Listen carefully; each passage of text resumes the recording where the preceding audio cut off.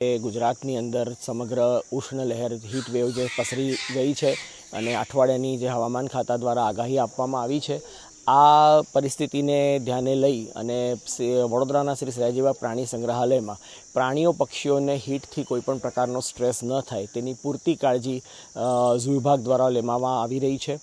આ તકેદારીના ભાગરૂપે સૌપ્રથમ ઝૂમાં જે છે મૂળ જરૂરિયાત પાણીની હોય, સવાર સાંજ 2 ટાઈમ પાણીનો છંટકાવ કરવામાં આવે છે। પિંજરાઓનામાં અને પિંજરાઓના આસપાસના વિસ્તારમાં, વાડાઓમાં તમામ જગ્યાએ પાણીનો છંટકાવ કરવામાં આવે છે, જેથી ફક્ત પ્રાણીઓને જ નહીં પરંતુ ઝૂ જોવા આવતા સહેલાણીઓને પણ ઠંડક મળી રહે।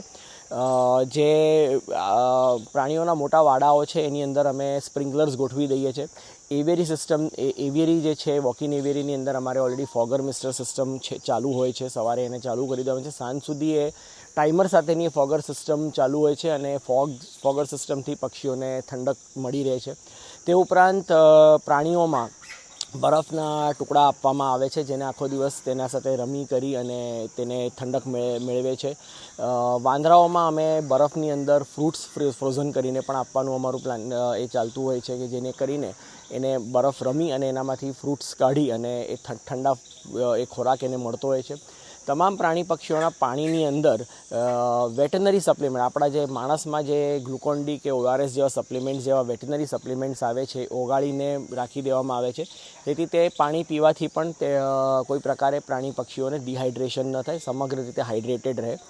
વાઘ જેવા પ્રાણીઓને એના પિંજરાઓમાં હોજ ભરેલા હોય છે, વાઘ છે, હિપ્પો છે, અને તેઓને પાઇપ વડેથી નવડાવવા પણ દેવામાં આવે છે। સમયાંતરે તેમના પર પાણીનો છંટકાવ કરી તેમને ઠંડા રાખવાનો પૂરતો કામગીરી ચલાવવામાં આવે છે।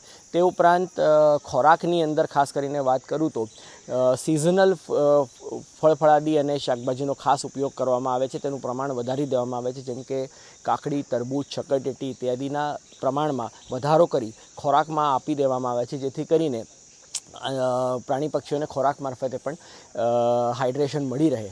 આવા સમગ્ર તકેદારીના પગલાંના ભાગરૂપે તથા પિંજરાઓની ઉપર સૂકા ત્રાલસા મૂકવામાં આવે છે અને તેવા ત્રાલસાઓને પણ સમયાંતરે પલાળી દેવામાં આવે છે, જેથી કરીને પિંજરાઓની અંદર ઠંડક બની રહે છે।